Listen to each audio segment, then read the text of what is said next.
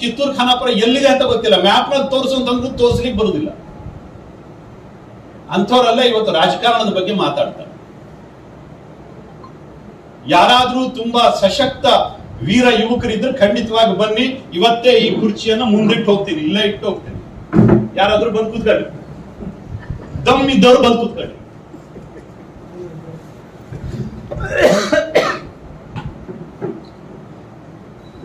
ಸ್ವಾಮಿ, ಚುನಾವಣೆಯನ್ನು ಗೆಲ್ಲಬೇಕು. ನಾವು ಚುನಾವಣೆಯನ್ನು ಗೆಲ್ಲಬೇಕು. ಆಷಾಢಿ ಭೂತಿತನದಿಂದ ಚುನಾವಣೆಯನ್ನು ಗೆಲ್ಲಿಕ್ಕೆ ಆಗುವುದಿಲ್ಲ.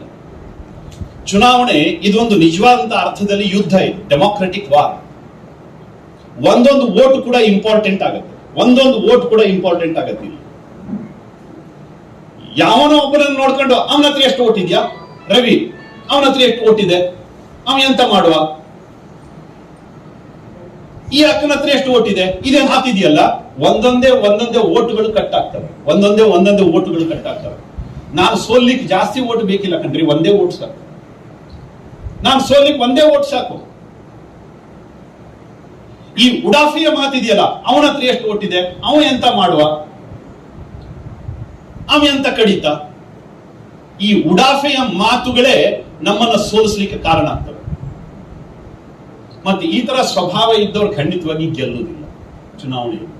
ಟೂಟೆ ದಿಲ್ ಸೆ ಕೋಯಿ ಖಡಾ ನಹೀ ಹೋತಾ, ಛೋಟೆ ದಿಲ್ ಸೆ ಕೋಯಿ ಬಡಾ ನಹೀ ಹೋತಾ. ಸಣ್ಣ ಮನಸ್ಸಿನ ವ್ಯಕ್ತಿಗಳು ಯಾವತ್ತೂ ದೊಡ್ಡವರಾಗ್ಲಿಕ್ಕೆ ಆಗೋದಿಲ್ಲ, ತುಂಡಾದ ಮನಸ್ಸಿನ ವ್ಯಕ್ತಿಗಳು ಎದ್ದು ನಿಂತ್ಕೊಳ್ಳಿಕ್ಕೆ ಆಗೋದಿಲ್ಲ. ಅಟಲ್ಜಿ ಅವರು ಹೇಳಿದ್ರು. ದಯವಿಟ್ಟು ಇನ್ನಾದರೂ ಮುಂದಿನ ಈ ಚುನಾವಣೆಯನ್ನ ಒಂದು ಮೆಟ್ಟಿಲನ್ನಾಗಿ ಸ್ವೀಕರಿಸಿ ಮುಂದಿನ ಅಸೆಂಬ್ಲಿ ಬಿಜೆಪಿ ಗೆಲ್ಲಬೇಕಿದೆ. ಮುಂದಿನ ಅಸೆಂಬ್ಲಿ ಬಿಜೆಪಿ ಗೆಲ್ಲಬೇಕು. ಇದಕ್ಕೆ ಬೇಕಾಗಿರೋ ಫೌಂಡೇಶನ್ ಸ್ಟೋನ್ ಈ ಚುನಾವಣೆಯಿಂದನೇ ಹಾಕೊಂಡು ಹೋಗ್ಬೇಕು. ನಾವೇನ್ ಪರ್ಮನೆಂಟ್ ಅಲ್ಲ, ಗೊತ್ತಿರಲಿ. 100% ಮೊದಲೇ ಹೇಳಿದ್ದೆ, ಈಗಲೂ ಮತ್ತೊಮ್ಮೆ ಹೇಳ್ತಾ ಇದ್ದೀನಿ, ದೇವಸ್ಥಾನದಲ್ಲೇ ಹೇಳ್ತಾ ಇದ್ದೀನಿ, ನಾನು ರಾಜಕಾರಣಿಯಾಗಿ ಹುಟ್ಟಿಲ್ಲ, ರಾಜಕಾರಣಿಯಾಗಿ ಸಾಯುವುದಿಲ್ಲ.